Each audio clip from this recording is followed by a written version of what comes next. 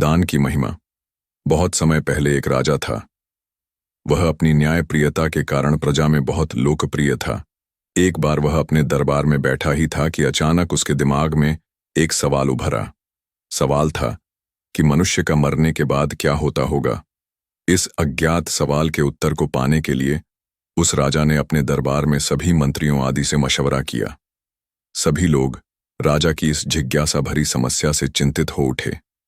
काफी देर सोचने विचारने के बाद राजा ने यह निर्णय लिया कि मेरे सारे राज्य में यह ढिंढोरा पिटवा दिया जाए कि जो आदमी कब्र में मुर्दे के समान लेटकर रात भर कब्र में मरने के बाद होने वाली सभी क्रियाओं का हवाला देगा, उसे 500 सोने की मोहरें भेंट दी जाएंगी।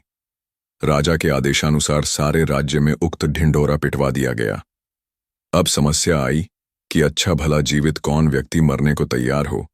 आखिरकार सारे राज्य में एक ऐसा व्यक्ति इस काम को करने के लिए तैयार हो गया जो इतना कंजूस था कि वह सुख से खाता पीता सोता नहीं था।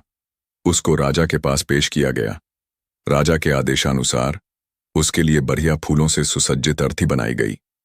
उसको उस पर लिटाकर बाकायदा श्वेत कफन से ढक दिया गया और उसे कब्रिस्तान ले जाया गया।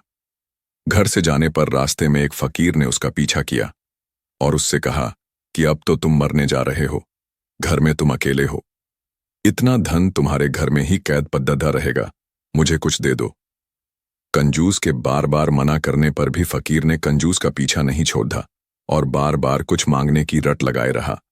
कंजूस जब एकदम परेशान हो गया तो उसने कब्रिस्तान में पड्ढे बादाम के छिलकों के एक ढेर में से मुट्ठी भर छिलके उठाए और उस फकीर को दे दिए।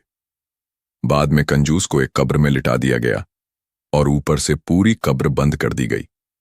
बस एक छोटा से छेद सिर की तरफ इस आशा के साथ कर दिया गया कि यह इससे सांस लेता रहे और अगली सुबह राजा को मरने के बाद का पूरा हाल सुनाए।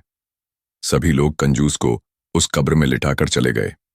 रात होने पर एक सांप कब्र पर आया और छेद देखकर उसमें घुसने का प्रयत्न करने लगा। यह देखकर कब्र में लेटे कंजूस की घबराहट का ठिकाना न रहा। सांप ने जैसे ही घुसने का प्रयत्न किया तो उस छेद में बादाम के छिलके आड़ बनकर आ गए। सुबह होते ही राजा के सभी नौकर बड़ी जिज्ञासा के साथ कब्रिस्तान आए और जल्दी ही कब्र को खोदकर कंजूस को निकाला। मरने के बाद क्या होता है, यह हाल सुनाने के लिए कंजूस को राजा के पास चलने को कहा। कंजूस ने राजा के नौकरों की बात को थोड़ा भी नहीं सुना। वह पहले अपने घर गया और अपनी तमाम धन संपत्ति को गरीबों में बांट दिया। सब लोग कंजूस की अचानक दान करने की इस दयालुता को देखकर हैरान में पड़ीडीडीएच गए। उनके मन में कई सवाल उठने लगे। अंत में कंजूस को राज दरबार में पूरा हाल सुनाने के लिए राजा के सामने पेश किया गया। कंजूस ने बीती रात सांप और बादाम के छिलकों के संघर्ष की पूरी कहानी कह सुनाई और कहा, महाराज, मरने के बाद सबसे ज्यादा दान ही काम आता है। दान करना ही सब धर्मों से श्रेष्ठ है। एक्स। जय जय श्री राधे।